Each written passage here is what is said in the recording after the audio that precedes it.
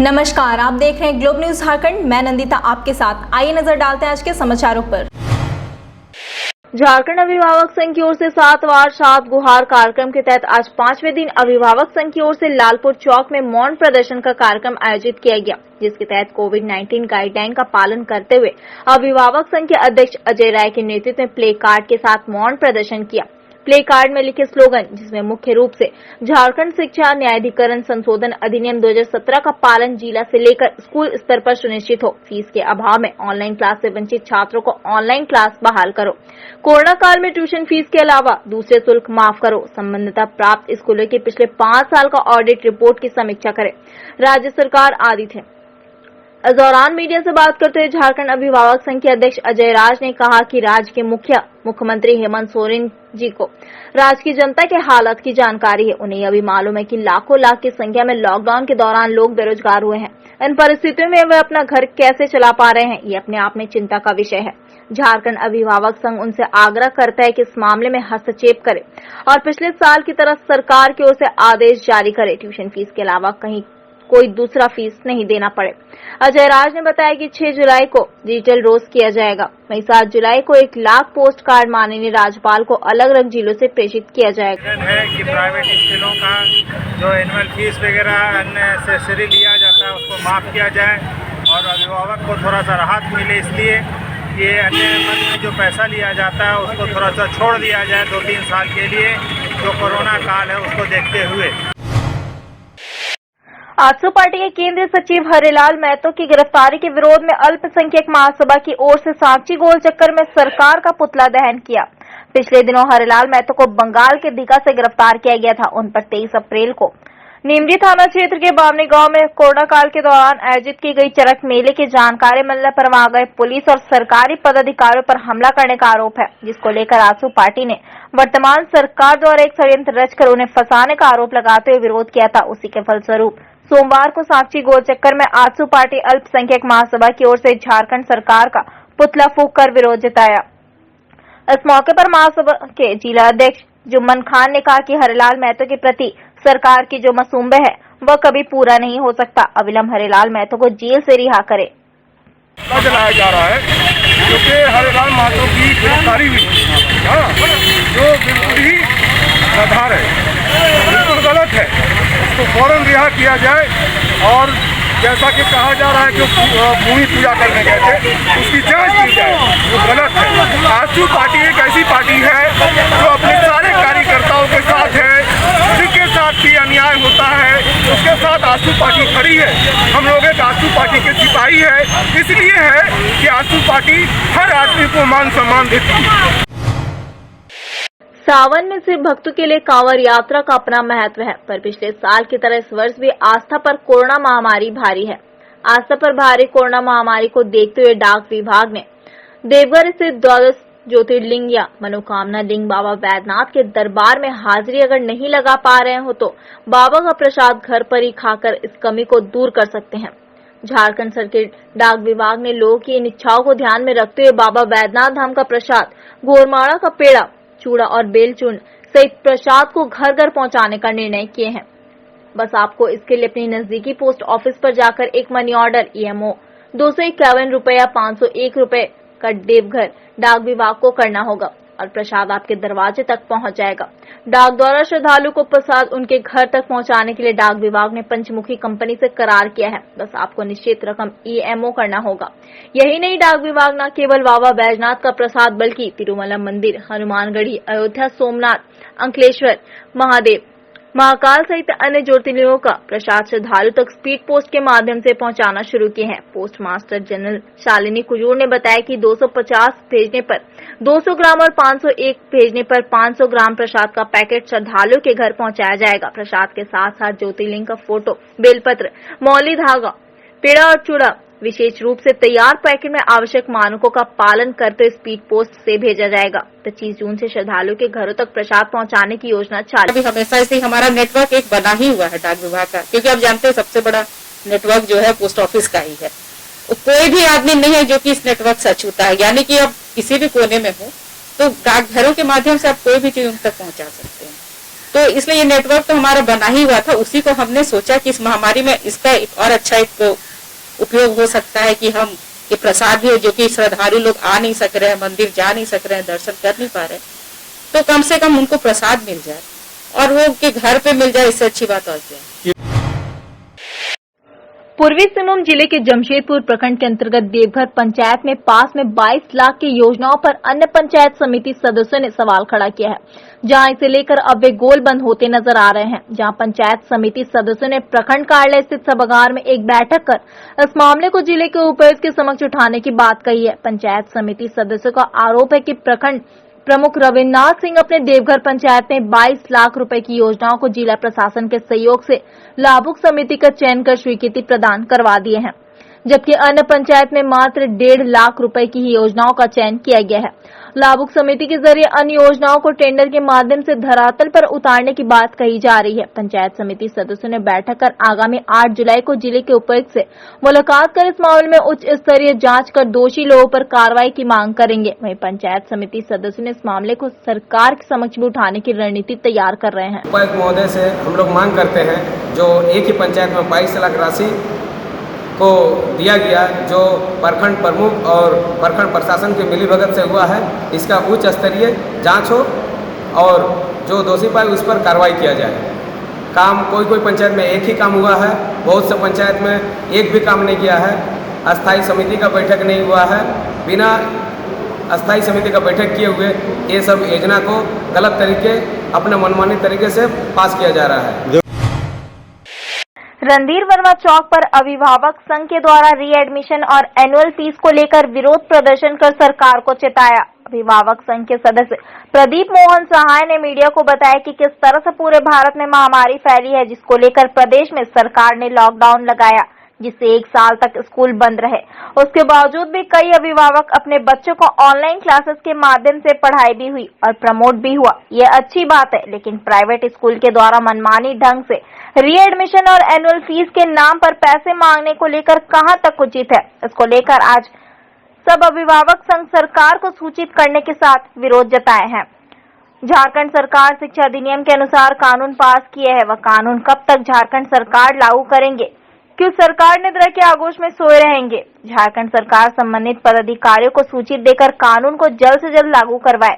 इस तरह का प्राइवेट स्कूल का रवैया अविलंब बंद करे, नहीं तो अभिभावक संघ उग्र आंदोलन के लिए बाध्य होंगे। करीबन 1.5 वर्षों से स्कूल बंद है, ना कोई स्टूडेंट आ रहा है न जा रहा है, एग्जामिनेशन भी नहीं है, बच्चे भी ऑनलाइन क्लासेस कर रहे हैं और प्रमोट भी किए जा रहे हैं। इसके बावजूद गार्जियन सारे ट्यूशन्स फी देने को तैयार हैं, फिर भी स्कूल का है कि नहीं आपको रीएडमिशन, बहुत सारे स्कूल रीएडमिशन ले रहे हैं, बहुत सारे स्कूल एनुअल फीस चार्जेस को भी बाइफरकेट करके 4 इंस्टॉलमेंट में ले रहे हैं। तो हम लोगों का एक सीधा सा कहना है कि इन सभी चीज़ों पर जो सरकार की ओर से रोक लगनी चाहिए। सरकार अभी तक एक्टिव नहीं है, अभी संवेदनहीन है, सो रही है।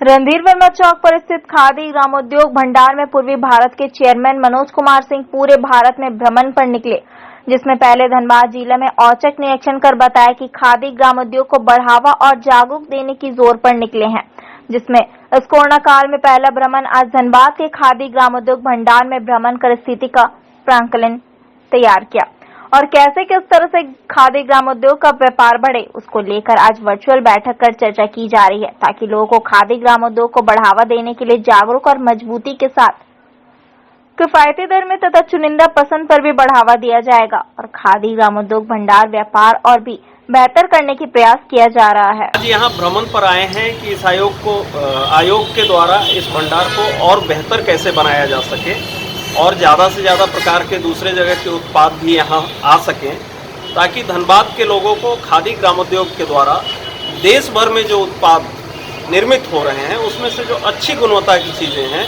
वो इस भंडार में इनके अपने उत्पादन के साथ साथ मिल सकें। तो आने वाले दिनों में इन संभावनाओं को हम लोग तलाश कर रहे हैं। राष्ट्रीय जनता दल 25वां स्थापना दिवस धनबाद के रणधीर वर्मा चौक पर धनबाद राष्ट्रीय जनता दल महिला प्रकोष्ठ के द्वारा केक काटकर एवं मिठाइयां बांटकर हर्षोल्लास के साथ मनाया गया। इस दौरान लॉकडाउन का पालन करते हुए रजत जयंती समारोह में भीड़ काफी नहीं देखी गई। वहीं ओबीसी प्रकोष्ठ के जिला अध्यक्ष प्रभात कुमार ने कहा कि आज खुशी का दिन है, राष्ट्रीय जनता दल अपनी रजत जयंती समारोह मना रहा है। आरजेडी गरीबों की पार्टी है, हमेशा गरीबों के हित में कार्य करती है और आने वाले चुनाव में राजद अपने प्रत्याशी भी घोषित करेंगे। यहाँ धनबाद में पार्टी के मजबूती के साथ आगे बढ़ेंगे। जनता दल का 25वां स्थापना दिवस मनाया जा रहा है, उसके खुशी में हम लोग केक काट करके और गरीब लोगों के बीच मिठाइयाँ बांट करके हम लोग खुशी जाहिर कर रहे हैं। और गरीब का पार्टी है, इसलिए हम लोग को पूरा इस पर ध्यान दिया जाए, गरीबों का सहायता किया जाए। कदवा थाना अंतर्गत शास्त्री नगर में कुत्तों के झुंड ने घर के पास खेल रहे 2 मासूम बच्चों पर हमला कर घायल कर दिया। पिछले कुछ दिनों से कदवा थाना क्षेत्र के शास्त्री नगर में कुत्तों का आतंक बढ़ गया है। आए दिन किसी न किसी को काटने का सिलसिला जारी है। कुत्तों का झुंड इस तरह से हावी है कि बच्चों को देखते ही उन पर हमला कर देते हैं। ऐसी ही घटना सोमवार को सुबह शास्त्री नगर ब्लॉक नंबर 2 में घटी, जब 6 वर्षीय जिशान अपने घर के समीप खेल रहा था। इसी दौरान कुत्तों के झुंड ने हमला कर दिया। बच्चे की रोने की आवाज सुन आसपास के लोगों ने कुत्ते को झुंड को भगाने का प्रयास किया। इसी बीच झुंड में से एक कुत्ता पास से गुजरे 8 वर्षीय आसिया परवीन को भी काट दिया, जिसके बाद स्थानीय लोगों ने डंडा और पत्थर से कुत्तों को खदेड़ा, तब जाकर दोनों बच्चों की जान बची, अन्यथा एक बड़ी घटना घट जाती। लेकिन इस मामले में दोनों बच्चों के हाथ और पैर में गहरे जख्म लगे हैं, जिसे उनके परिजनों ने एमजीएम अस्पताल लेकर पहुंचे, जहां उनका इलाज किया जा रहा है। स्थानीय लोगों का कहना है कि पिछले कुछ दिनों से कुत्तों का झुंड क्षेत्र में ज्यादा दिखने लगा है और आए दिन किसी न किसी को काटते हैं। इसकी शिकायत संबंधित विभाग को भी दी गई, लेकिन कोई कार्रवाई नहीं हुई, जिससे अब बच्चों के अभिभावक डरे सहमे हुए हैं। बहुत है, लेकिन वो पागल कुत्ता गला काट दिया। बहुत शिकायत हुआ, जितना बार कुत्ता काटा तो वहाँ आदमी लोग, लेडीज लोग पकड़ी, वहाँ बगल में घर बनता, घर का काम हो रहा, वो लोग दौड़ा पकड़ा हुएगा। अब पूरा कैसे बताया, हम वहाँ मौजूद नहीं तो कैसे बताएंगे हम आपको? क्या वहाँ बहुत कुत्ते पहले से रहते हैं? हाँ, कुत्ते वहाँ पहले ही ऑलरेडी काफी कुत्ते हैं, हमेशा इस तरह घटना घटता है।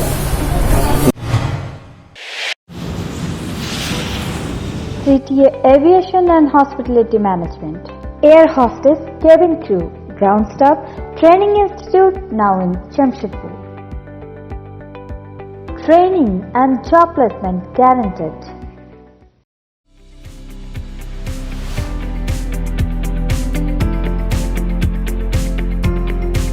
Capsules Pharma, your health partner.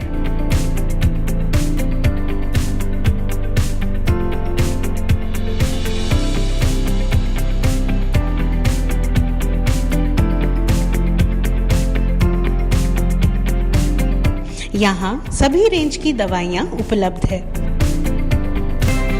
Home delivery की भी सुविधा हमारे पास अवेलेबल है।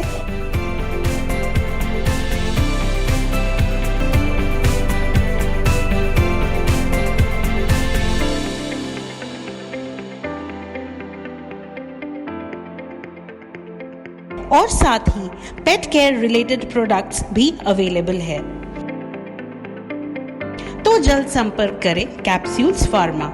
हमारा पता Adityapur 2 main road, Adarshila tower, semi basement, shop number 1 near Gayatri Shiksha Niketan विद्यालय।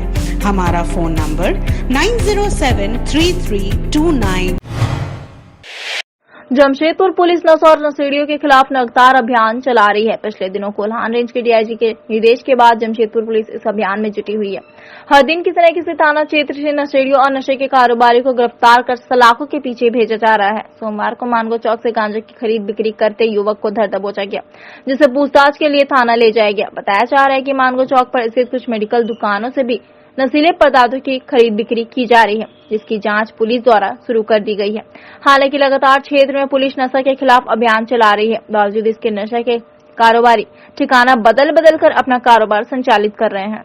वरीय पदाधिकारी के निर्देशानुसार जो आदेश निर्गत किया गया है, जिसमें लगातार एक टास्क फोर्स का नियुक्त किया गया है, जिसमें लगातार नशे के अभियान चलाया जा रहा है नशे के विरुद्ध में। उसी में आज मानगो चौक में कुछ एक लड़का को पकड़ा गया है गांजा बिक्री करते हुए, और बाकी आगे पुलिस अनुसंधान जांच कर रही है उस पर। पोटका के 16 पंचायतों में एक भी प्रधानमंत्री आवास नहीं मिलने से कांग्रेस पार्टी द्वारा आज अंचलाधिकारी इम्तियाज अहमद को एक मांग पत्र सौंपते हुए दोषी कर्मचारियों को कार्रवाई की मांग की है। पोटका के 34 पंचायतों में प्रधानमंत्री आवास को लेकर ग्राम सभा किया गया था। इस ग्राम सभा के माध्यम से 26,000 लाभुकों का नाम आवास में दर्ज कराया गया था। इसके बाद 926 लाभुकों के नाम आया है। आवास प्लस डाटा एंट्री में भारी लापरवाही बरती गई है। मामले को लेकर जो भी दोषी कर्मचारी है उसको तत्काल पदमुक्त किया जाए। यदि एक सप्ताह के अंदर पदमुक्त नहीं किया जाता है तो कांग्रेस पार्टी अनशन पर बैठे हैं। प्रधानमंत्री आवास का आवंटन हुआ है। ये जनभावना को देखते हुए, पूरे 34 पंचायत की जनभावना को समझते हुए आज हम लोगों ने उपायुक्त महोदय को एक ज्ञापन दिया है कि यहाँ पर जो प्रधानमंत्री आवास को जो विभाग देख रहे हैं, यहाँ का कर्मचारी बहुत पंचायत में इन लोगों ने किसी का नाम नहीं है। ये गरीब जरूरतमंद लोगों का आवास कैसे बने? इसलिए पिछले 6 वर्षों में इन लोगों का यही रवैया रहा है और बिचौलिया के माध्यम से इन लोगों ने काम कर। राजधानी रांची के एचईसी इलाके में स्थित भगवान जगन्नाथ के आयोजित होने वाली जगन्नाथ मंदिर से रथ यात्रा निकालने की मांग को लेकर झारखंड हाईकोर्ट में जनहित याचिका दाखिल की गई है। यह याचिका जगन्नाथ मंदिर न्याय समिति की ओर से दाखिल की है। याचिका में राज्य सरकार के 30 जून 2021 को अनलॉक को लेकर निकाले गए आदेश को चुनौती दी गई है। आदेश में मंदिरों को खोलने और जुलूस निकालने पर रोक लगाई गई है। याचिका में कहा गया कि 350 साल से रांची के जगन्नाथ मंदिर से रथ यात्रा निकलती है, लेकिन पिछले साल कोरोना संक्रमण को देखते हुए रथ यात्रा नहीं निकली थी। लेकिन सुप्रीम कोर्ट ने ओडिशा में कुछ शर्तों के साथ रथ यात्रा निकालने की अनुमति प्रदान की थी। याचिका में यह भी कहा गया है कि रथ यात्रा में मात्र 101 लोग शामिल होंगे जिनकी कोरोना रिपोर्ट नेगेटिव आई हो और जिन्होंने कोरोना की वैक्सीन भी प्राप्त की हो, ताकि जगन्नाथ मंदिर से रथ को खींचते हुए मौसी बाड़ी तक पहुंचाया जाए। अदालत से कोरोना के प्रोटोकॉल का पालन करते हुए सीमित लोगों के साथ रथ यात्रा निकालने की अनुमति का निर्देश देने की मांग की गई है। जगन्नाथ मंदिर न्यास समिति रांची की ओर से रांची में जगन्नाथपुर मंदिर से रथ यात्रा निकालने की अनुमति की मांग को लेकर एक जनहित याचिका दायर की गई है झारखंड उच्च न्यायालय के समक्ष, जिसमें कहा गया है कि सुप्रीम कोर्ट में जिस प्रकार से पुरी स्थित जगन्नाथ मंदिर से रथ यात्रा निकालने का अनुमति दिया था, उसी प्रकार से रांची में भी 300 साल पूर्व से चल रहे रथ यात्रा को निकालने की अनुमति दी जाए और 30 जून से जो राज्य सरकार का अनलॉक के लिए जो नियम बनाए गए हैं, उस नियम में संशोधन कर सीमित लोगों के साथ रथ यात्रा की अनुमति देने की मांग की गई है। आज राजद के 25वें स्थापना दिवस के अवसर पर कार्यक्रम का आयोजन किया गया। इस कार्यक्रम का उद्घाटन राजद सुप्रीमो लालू यादव ने किया। इस दौरान राजद सुप्रीमो लालू यादव पार्टी के सभी कार्यकर्ता, समर्थक और नेताओं को लाइव आकर संबोधित किया। इस दौरान उन्होंने 25वें स्थापना दिवस की बधाइयां और शुभकामनाएं दी। साथ ही कहा कि उन्हें अफसोस है कि इस मौके पर वे सभी के बीच नहीं आ पाए, वे जल्द ही अब लोगों के बीच आएंगे। इस दौरान रांची प्रदेश कार्यालय में बतौर मुख्य अतिथि झारखंड प्रदेश राजद प्रभारी जयप्रकाश यादव सहित राजद कोटे से झारखंड के श्रम मंत्री सत्यानंद भोक्ता और प्रदेश अध्यक्ष अभय कुमार सिंह मौजूद रहे। उन्होंने भी राजद के 25वें स्थापना दिवस पर नए जोश और उत्साह के साथ काम करने का संकल्प लिया। सभी प्रदेशों में, झारखंड प्रदेश में, बिहार प्रदेश में राष्ट्रीय जनता दल का 25वां रजत जयंती बड़े उत्साह के साथ कार्यकर्ता, नेता, साथी समर्पित होकर बना रहे। राष्ट्रीय जनता दल विचारों और सिद्धांतों पर खड़ा है। राष्ट्रीय जनता दल संविधान की जो धाराएं हैं उसको मानने वाला है। हम बाबा भीमराव अम्बेडकर, राष्ट्रपिता महात्मा गांधी, खाट्याराम लोहिया जैसा एक कर्पूरी हाथ के विचारों को मान करके चलने वाले हैं। इस 25वां स्थापना दिवस के शुभ अवसर पर तमाम झारखंड वासियों को, राष्ट्रीय जनता दल के कार्यकर्ताओं को, नेताओं को मैं अपनी ओर से जोहार करते हैं, धन्यवाद देते हैं, बधाई देते हैं और विशेषकर हमारे राष्ट्रीय अध्यक्ष माननीय लालू प्रसाद यादव जी को उन्होंने गरीबों के न्याय के लिए पार्टी बनाई है और आज हम लोगों को सौभाग्य प्राप्त हुआ कि एकजुट होकर के 25वां समाज दिवस मना रहे हैं और गरीबों के साथ न्याय हो और न्याय के साथ विकास, तो इस उद्देश्य से उन्होंने पार्टी का फॉर्मेशन किया। आज 25वां स्थापना दिवस है, जिसको पूरे देश में रजत जयंती के रूप में लोग मना रहे हैं। कोरोना के तीसरे लहर को देखते हुए युद्ध स्तर पर तैयारी जारी है, जहां खास महल स्थित सदर अस्पताल में बहुत जल्द ऑक्सीजन प्लांट बनकर तैयार हो जाएगा। दूसरी लहर में जिस तरह से ऑक्सीजन की किल्लत हुई थी, तीसरी लहर में ऑक्सीजन की किल्लत ना हो, मरीजों को बेहतर स्वास्थ्य सुविधा उपलब्ध कराया जा सके, इसे लेकर विगत दिनों जिले के उपायुक्त सूरज कुमार ने सदर अस्पताल में ऑक्सीजन प्लांट के लिए चयनित भूखंड का निरीक्षण किया था, जहां स्वास्थ्य विभाग के निर्देश पर कार्य प्रारंभ हो चुका है। बहुत जल्द 1000 टन का ऑक्सीजन प्लांट बनकर सदर अस्पताल में तैयार हो जाएगा। साथ ही साथ 250 टन के ऑक्सीजन प्लांट बनाने के लिए भी तैयारी युद्ध स्तर पर की जा रही है। स्वास्थ्य संबंधी विशेष रूप से चर्चा की गई और जहाँ जहाँ जिस विभाग में जिस जिला में कमी थी, उसको एक निश्चित दिन पर पूरा करने का निर्देश दिया गया। हर वर्ग को लेकर तो हर भी किसी भी स्वास्थ्य संबंधी प्रोग्राम में चर्चा होती ही है। हर वर्ग की तैयारी के लिए भी बातचीत की है कि किसके जिला में कितना थर्ड वेव को लेकर बना है। आरपीएफ महिला जवान ने चेकिंग के दौरान 2 बैग में भरे अवैध अंग्रेजी शराब को किया बरामद। युवक बैग छोड़ हुआ फरार।